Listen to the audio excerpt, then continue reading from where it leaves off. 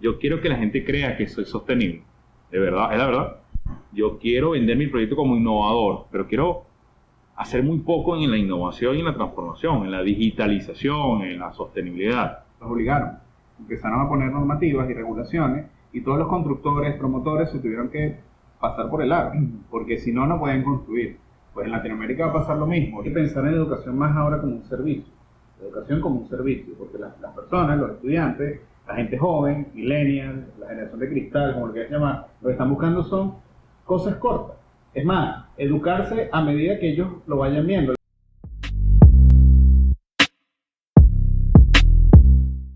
Hola, bienvenidos a Innovados, el web show de Innótica. Y estamos estrenando un nuevo formato. Por lo tanto, hoy vamos a comenzar por sostenibilidad y formación. Creemos que es algo interesante y nos están acompañando para ello Carlos Dobuto y José Solano, instructores de nuestros diplomados y apasionados de la sostenibilidad. Ayer estuve dando clases, yo doy clases en República Dominicana para una institución académica y justo salió un comentario muy interesante. Me hablaba un estudiante, me decía, por lo menos la transformación, digitalización, es una maestría de BIM y construcción sostenible, un área relacionada a la sostenibilidad y la construcción. Y me decía un estudiante, mira, yo trabajo en una empresa y todos estos temas les parecen muy atractivos, pero son muy frontales. Lo único que te dicen es, yo quiero que la gente crea que soy sostenible.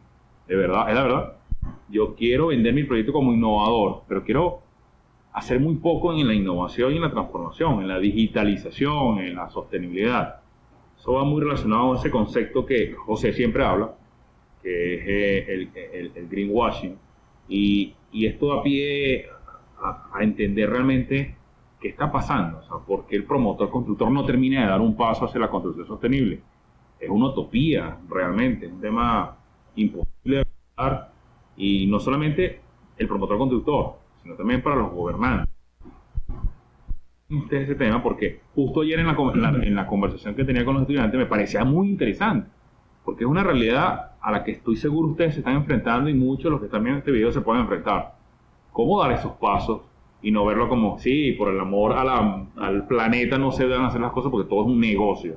No, por eso, es que lamentándolo mucho no es por amor al planeta. Sabemos que realmente estamos acabando con él, pero Es importante. Sí, pero lo que veo es que, lamentándolo mucho, la manera de entrarle a esto es obligante. O sea, voy a lanzar un número aquí, hace 40 años, de repente, los países que ahorita estamos pensando que son líderes mundiales, que crearon certificaciones, que están trabajando en pro de tener edificios sostenibles, de trabajar con energías renovables, ellos tampoco es que les interesaba mucho eso, pero los obligaron. Empezaron a poner normativas y regulaciones y todos los constructores, promotores se tuvieron que pasar por el aro, porque si no, no pueden construir. Pues en Latinoamérica va a pasar lo mismo. Sí, hay algunos que lo están haciendo porque creen en ello, porque han estudiado en ello, porque consideran que es importante, pero ninguno más lo va a hacer porque es que, y rompiendo el mito de que construir sostenible sea más caro, pero y al tenerla, barrera que tienes que vencer. ¿Cómo haces para un tipo que ha construido 25, que lleva construyendo 25, 30 años y le ha salido bien y ha hecho dinero con él? Porque ahora tiene que invertir algo adicional, sí, en este momento, porque es el dinero y lo ven en el momento que están desembolsillándolo para pagar su construcción. No les importa en 10 años, no les importa que el tema de la energía o lo que sea, porque ellos no lo van a pagar, lo va a pagar el cliente, lo va a pagar por un condominio, lo va a pagar porque le suman exactamente la tasa y en la licuota se lo van a cobrar, pero es que a ellos no les importa. Entonces, yo opino que eso pasa por un tema inicial de regulación y de obligaciones. Pero entonces es imposible, si es así comercialmente nunca va a desarrollarse. Porque si como venta comercial... Pero a ti como país te interesa hacerlo. Como país claro, tienes que demostrar que tú estás haciendo un cambio. Es verdad, hay países de países, pero es que en algún momento le va a llegar el turno a la región. Hay países que ya le han llegado. Ustedes saben que han tocado puntos importantes, muy relevantes, y es a lo que nos enfrentamos el día a día en nuestra labor, que incluso nos ha hecho de alguna forma repensar lo que estamos haciendo. Siempre convencidos de que este es el camino, porque yo sé que estamos convencidos que este es el camino. Todo lo que ha mencionado es interesantísimo, relevante desde el punto de vista de lo que está ocurriendo en la región, en nuestro país y en el resto del mundo.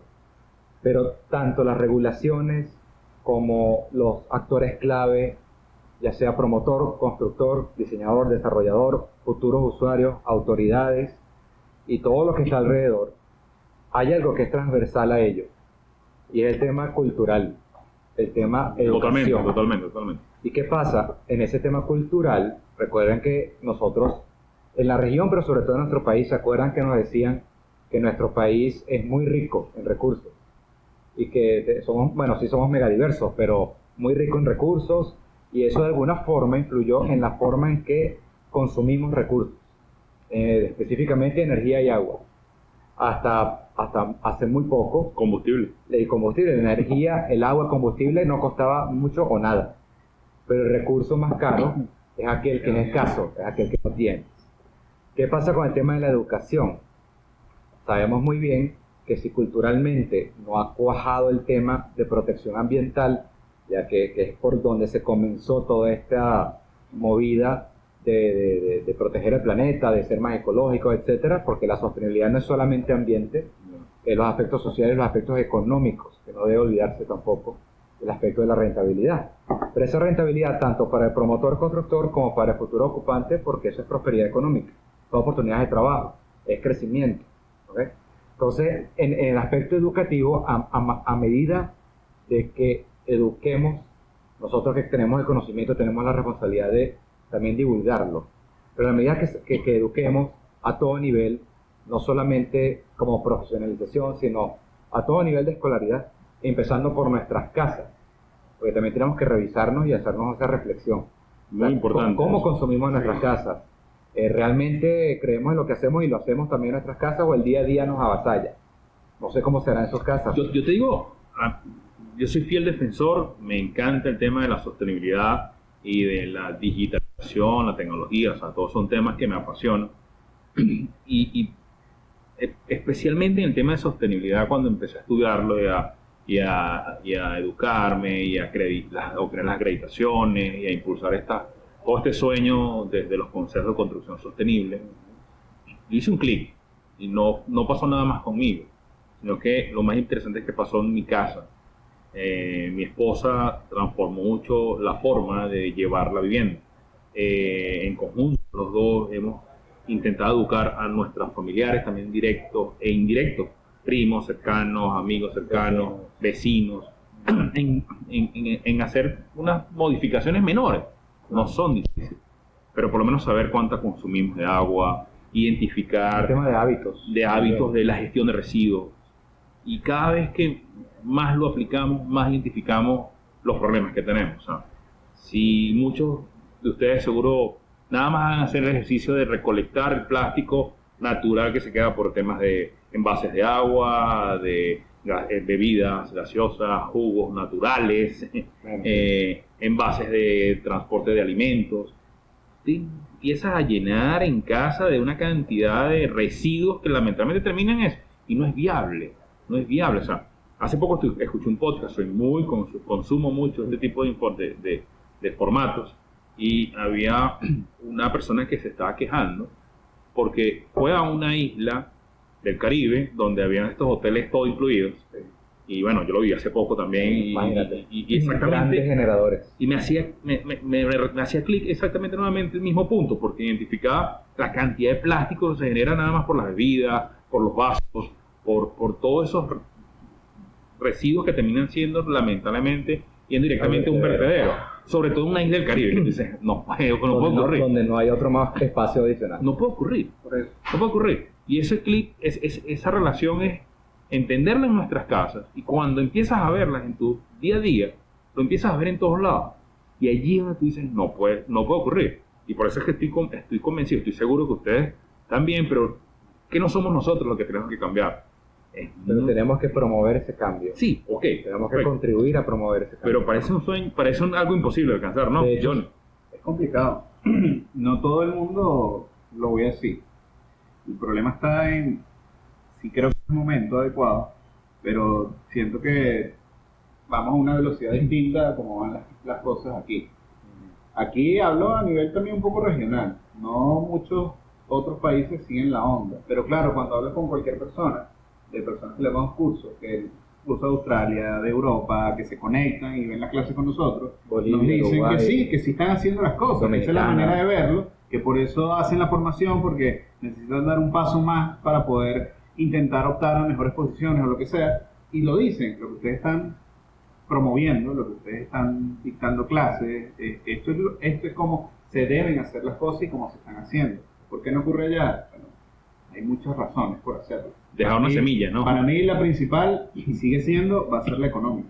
O sea, no lo ven. La cultura, porque estos países, lo mencioné al principio, tienen 30 años con obligaciones, se han criado 2 generaciones con esas obligaciones. Ya con con esa normativas cultura. y Ya es regulaciones. normal para ellos hacerlo. Y esa No sé. normalidad que a veces decimos, coño, pero porque en otro país es normal y aquí no. Porque en otro país no se comen una luz, un semáforo. Incluso los venezolanos van afuera y no se comen la luz del semáforo y aquí te No, toman por un tormentas tema y te regulatorio. paran. Por un tema cultural y por Y hacerlo. regulatorio. Y obviamente allá te sancionan. Eso en inglés se llaman enforcement. Exacto, ¿no? Que eso es en los perros de español, Pablo. en español, Conductivismo. bueno, en español sería algo así como lo obligatorio, ¿no? O la obligatoriedad. Parece mentira que el ser humano a veces hace las cosas porque te obligan, o por 2 razones, ¿no? Ya, esto es psicología. Por 2 razones, o porque te motiva a hacerlo, algo te lo motiva, Sí. un incentivo, o para evitar una sanción. Por eso, la zanahoria o el palo, eso es lo que A mí me duele. básicamente se resume a eso. A mí me duele que sea así, o sea, Claro. que o te obligo o no lo haces, o sea, porque es un tema cultural. Y Claro. creo que me interesa muchísimo el tema más de cultura, ¿no? Me parece muy interesante la transformación desde lo cultural, desde el conocimiento, desde la educación. Pero también entiendo mucho que tiene que ver con Totalmente. Fíjate que los tiempos han cambiado tanto desde que nosotros estudiamos en la universidad. No les estoy diciendo viejos, Ah, no. pero a nosotros, digamos, nos criaron y aprendimos a que teníamos que estudiar una carrera. Sí. Una carrera de 5 años, como aquí en Venezuela. 5 años, 6 años. Una carrera larga para que seas alguien. Bueno, ¿no? primero eran oficios. Entonces, Al tiempo pero para que como seas oficio. alguien tienes que tener una profesión. Después pasamos a eso, porque el nivel de vida subió y ya no Claro, era oficio. ahora era claro. profesional. Ahora nos hemos encontrado con un sacudón en el sentido que no necesariamente debes lograr una profesión. Ujú. No necesariamente a los estudiantes que hemos tenido les interesan las carreras largas, Sí. o como ingeniería civil, arquitectura, urbanismo, etcétera. Porque tienes la necesidad. Sí los hay general. y sí son importantísimos para el desarrollo y crecimiento de un país, porque nosotros los seres humanos vivimos en entornos urbanos, Claro. vivimos en asentamientos urbanos, entonces eso es importantísimo. Sin embargo, hay toda una cantidad que hemos visto de cursos, de webinars, de diplomados, cortos, largos, de complementos o extensión universitaria. No necesariamente tiene que ser de la mano o para complementar a nivel de posgrado, sino estudiantes de cualquier nivel han incluso optado por tomar unos cursos para lograr un certificado, un curso, no una carrera corta, sino un curso, un certificado, algo que los acredite de alguna forma como especialista en algo. No sé, eso yo lo he visto mucho, sobre todo ahorita en el tema de tecnología. Claro. En ese tema de tecnología tengo un amigo que trabaja en Panamá y trabaja en control de sistemas de climatización, o sea, que Ya, creo que es uno de los sistemas más complejos y de mayor necesidad por tema de consumo, por temas de costos, la inversión que se requiere en esos sistemas es enorme.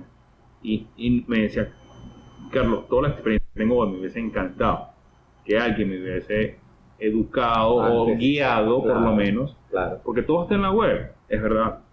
Todo te puedes educar sin ningún tipo de necesidad adicional, pero concentrar todo esto en un periodo de tiempo que te permita tener capacidades técnicas para poder desarrollar una actividad profesional en un país o en un mercado de alta demanda de tecnología o de sostenibilidad es vital por ser competitivo. Porque yo, que tengo ya unos años estudiando, de hecho, he estado estudiando que si posgrados en Madrid, maestría, he estado desarrollando al mismo tiempo acreditaciones, experiencia en campo que te enseña, pero son muchos años que están en esa formación. Entonces, por eso el tema de que te puedan guiar en la toma de decisiones Lo es que un pasa es que camino, hay es mucho clave. conocimiento, hay mucha información. Bueno, Demasiado. cuando en el mundo tecnológico, en el mundo ahorita de todo lo que es la transformación digital, pues hay demasiada información, de hecho hay exceso, ¿no? Pero una cosa es la información ¿no? La información es datos que están regados por ahí. Digamos, el conocimiento es cómo adquieres esos datos o esa información y los aplicas. Pero la experiencia es cómo unes también, porque esos son puntos. La experiencia también te da cómo unes esos diferentes puntos del conocimiento y cómo lo aplicas para tu labor o para algún desarrollo o proyecto. Es complejo porque, sinceramente, creo que la universidad en uso como la conocemos va condenada a migrar de modelo de cómo dictar las clases. La universidad ya pensando en mantener esas carreras largas, como decía Carlos al inicio.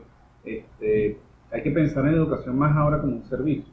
La educación como un servicio, porque las personas, los estudiantes, la gente joven, millennials, la generación de cristal, como lo quieras llamar, lo que están buscando son cosas cortas. Es más, educarse a medida que ellos lo vayan viendo. La pandemia ha ayudado muchísimo porque ciertamente veíamos este cambio a nivel de tecnología. Curso de programación, bootcamp, programación. Esto lo que ha hecho es acelerarlo, porque ya no es el curso de programación que yo quiero hacer, porque en la universidad estoy estudiando ingeniería en computación y voy en la mitad de la carrera y todavía no he echado una línea de código. Claro. Porque estoy aprendiendo y yo lo que Claro, porque interesa hay una delgada línea entre lo corto y lo incompleto.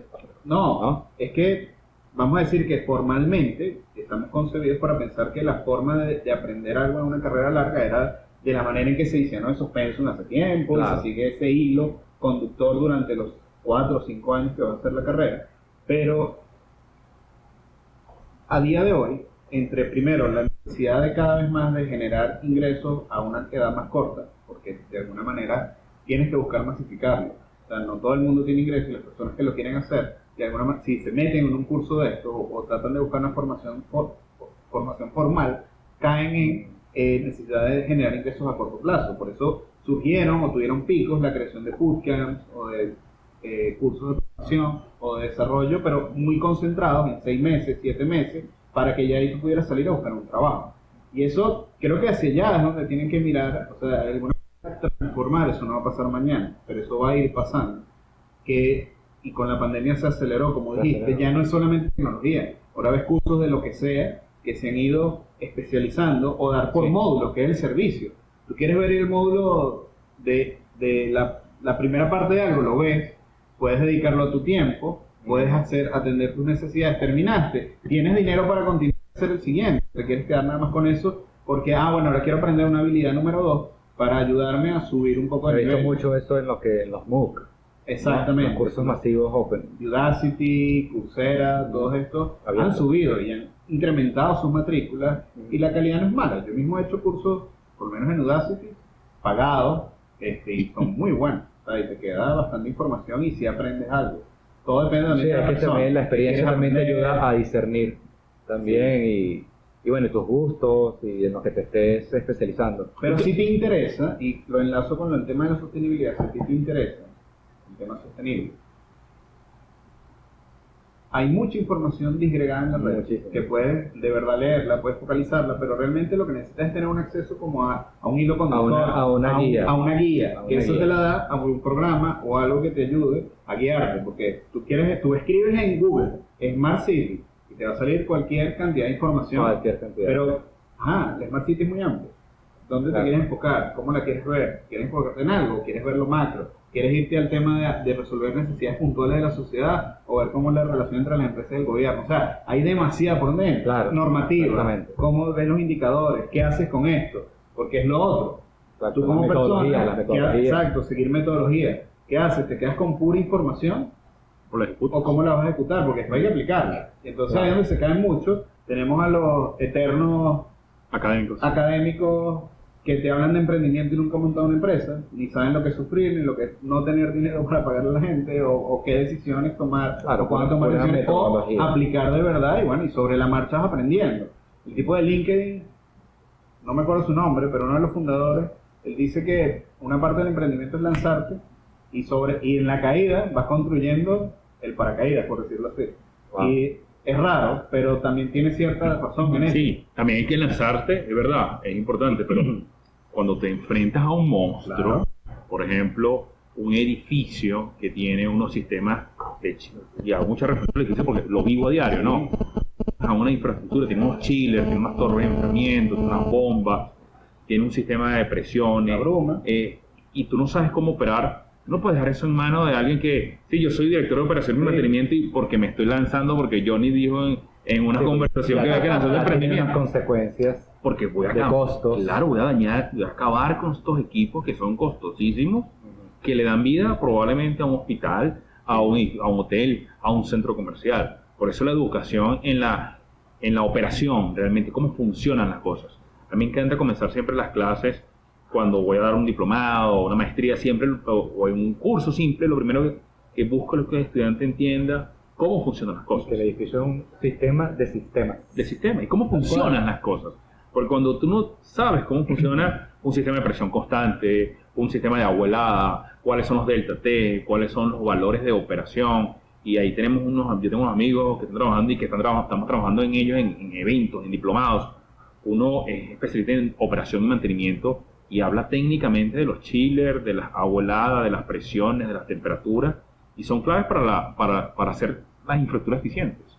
Entonces, hay que lanzarse, sí, como emprendedores, pero no necesariamente debes enfrentarte. Sin ese hilo conductor. Claro, sin el conocimiento. Sin el conocimiento. Porque es muy difícil. Y lamentablemente, ¿qué terminamos viendo?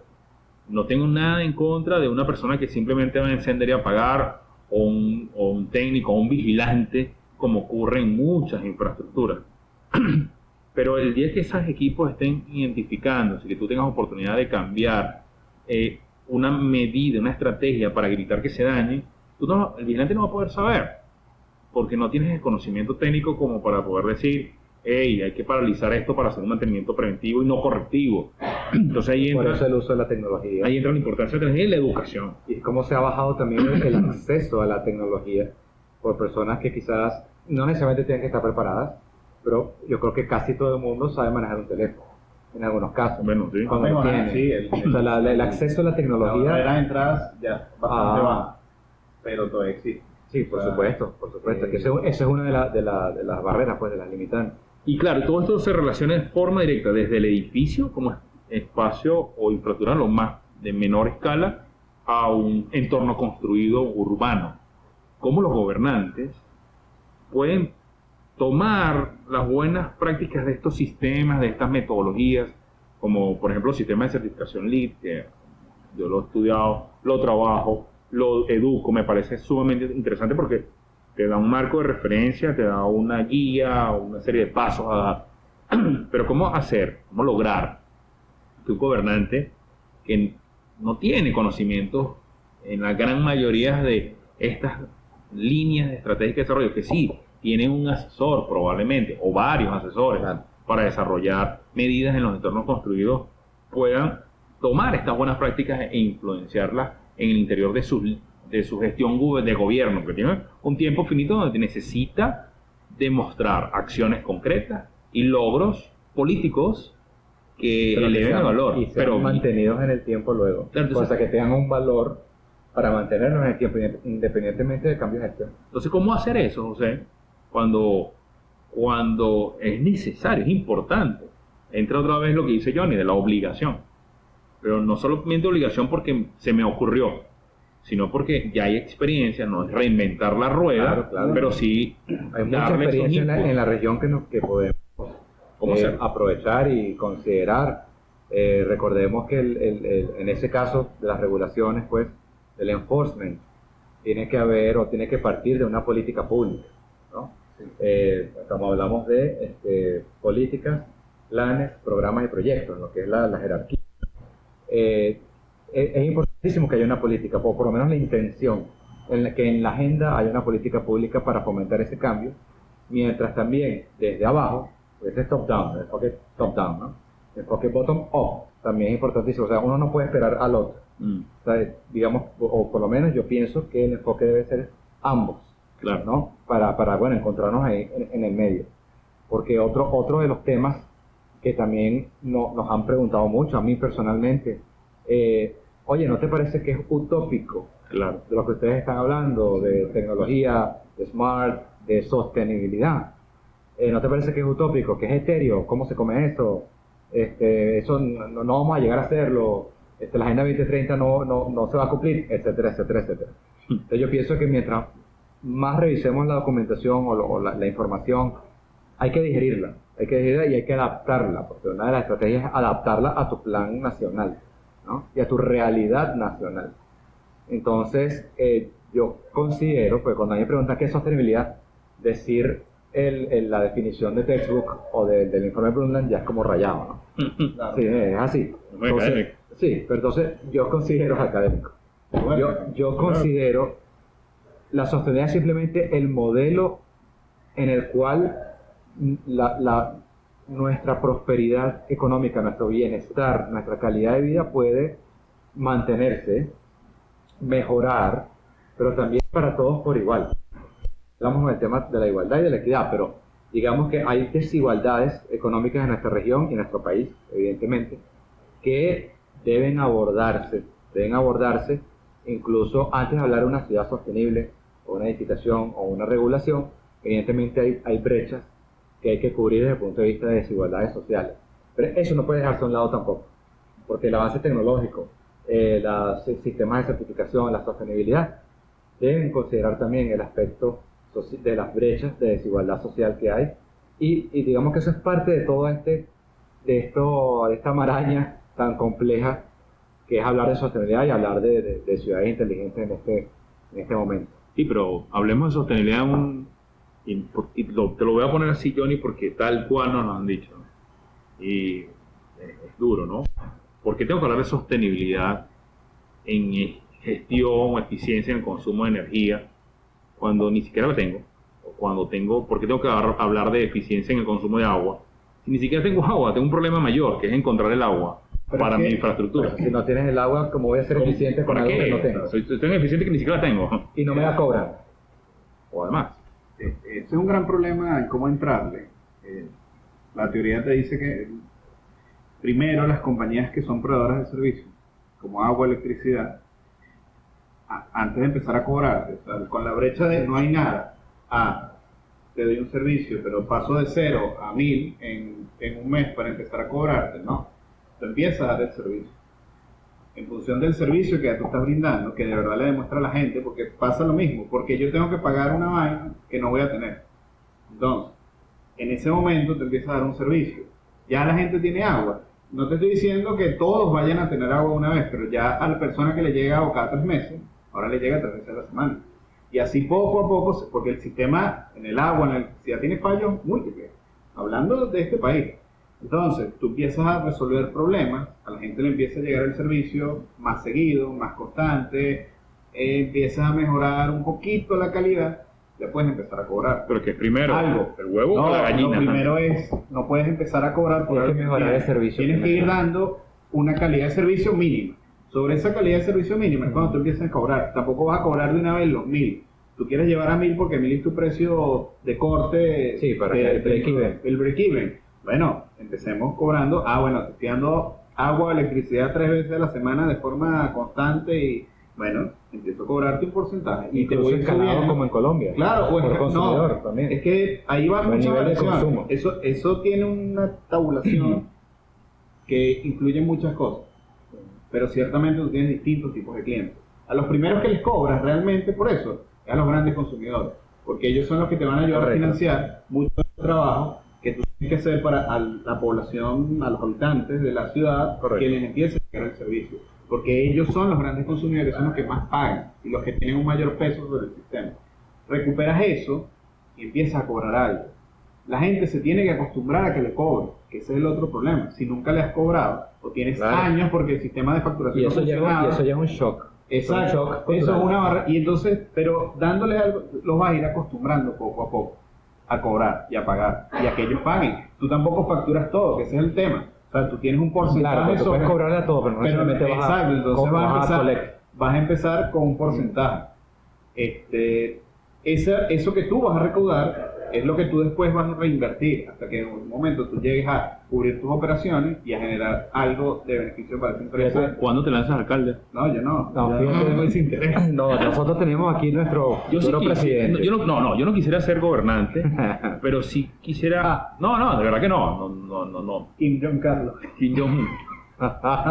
No quise ser gobernante, pero sí quisiera poder tener la oportunidad de hablar con esos gobernantes, Claro. sobre todo durante educaciones. O sea, otra vez vuelvo a caer en el tema de la formación, porque cuando tú tomas un diplomado, por ejemplo, de los que estamos nosotros desarrollando, y tienes muchas horas de trabajo, y tienes la capacidad de sentarte, de pronto no con el alcalde, porque es muy difícil, pero sí con ese asesor mano derecha del alcalde. Funcionarios, asesores en Sí. diferentes direcciones de ese gobierno Eventualmente le van a municipal. llegar. Abrir Le la va a mente, llegar, abrir la mente, porque exactamente.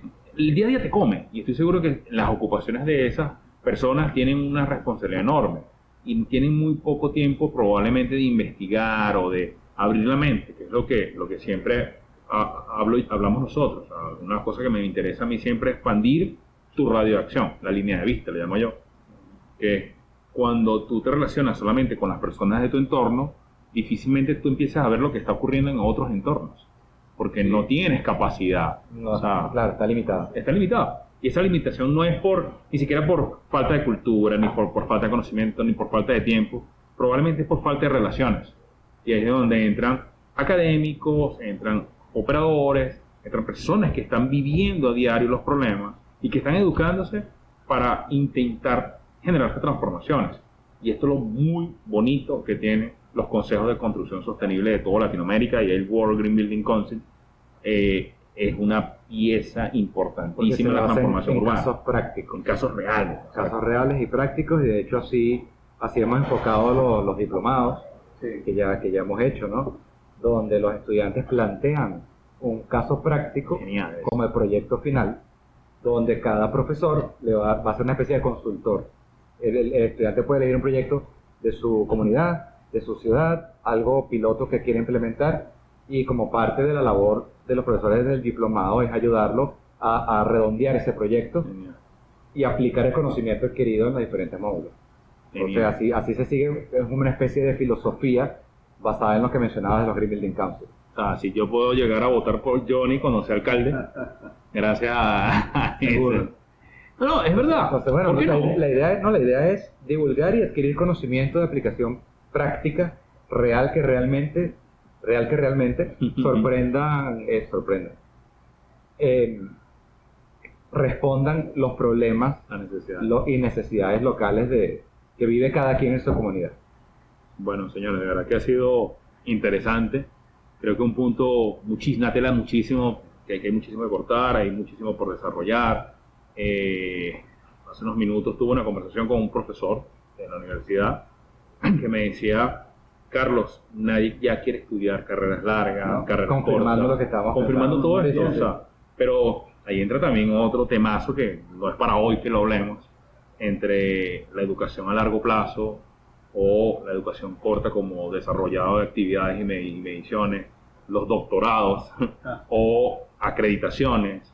Ojo, yo respeto todas las No, todo es posiciones, válido. todo es Ninguno válido. es peor que otro. Ninguno es peor que otro. Ninguno es mejor que otro. Yo creo que depende Todos son mucho necesarios. de la pasión de cada quien. Todos son necesarios porque cada quien va a tener un talento. Claro. Sí, es como la religión.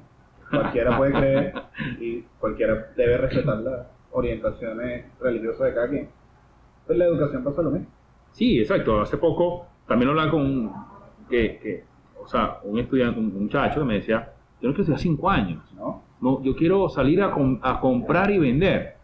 Y es un vecino de mi mamá. Y yo le decía: pero es que tú estás en la edad que debes educarte. No por educarte como académico, neto, sino No, que pero cuando deja. pasas por un periodo de tiempo de formación Sí. exigente, tú creas una capa interna de Una análisis, de estructura de hábitos, pensamiento. eso, De organización del tiempo de enfrentar problemas. y de forma sistemática, con unas herramientas que hayas adquirido. Así es. Y empiezas a ver otro mundo. Así es como hay que ver la educación Ese realmente. es el mínimo. Con eso ya tú te puedes defender o enfrentar a otros tipos de problemas. Porque cuántos ingenieros no son ahorita exitosos con negocios diametralmente opuestos a lo que hicieron. Sí, sí. Pero no es porque hayan sido buenos ingenieros, es porque No. aprendieron a estructurarse mentalmente, Abordar a prepararse, sistemáticamente a prepararse. Ahorita los tiene problemas. un restaurante famosísimo en algún lado, o una venta de algo comercial que no tiene nada que ver con ingeniería, y les va No, bien. No solo ingeniería, Y no- arquitectura, exacto, licenciado, o sea, cuidado con lo que lo dice. digo como ingeniero Pero los procesos de compra de materias primas, de alimentos, de Exacto. materiales, todo igualito, tiene que Estructura. estar es un estructurado. problema que se tiene que resolver. Porque si no tienes la materia prima, no tienes el flujo de caja, no tienes la gente que te trabaje, no tienes los clientes, entonces no hay negocio que prospere. Claro que sí. Bueno, de verdad que Entonces- yo creo que ha sido muy interesante la conversación. Gracias por el tiempo a ustedes y a todos los que han compartido con nosotros. Igualmente a todos. Ha sido muy agradable, sobre todo, es que transmitir un poco de las conversas que tenemos A diario. a diario, porque yo creo que de este tipo de conversas es donde salen las soluciones. Sí, al final es como un brainstorm, ¿no? Pero bueno, nada muchachos, muchas gracias. Y a Igualmente. todos aquellos que les interesa, pueden visitar campus.ignotica.net para conocer más sobre nuestros diplomados. Igual nuestras redes sociales, @ignotica_net. Chao. ¡Booyah!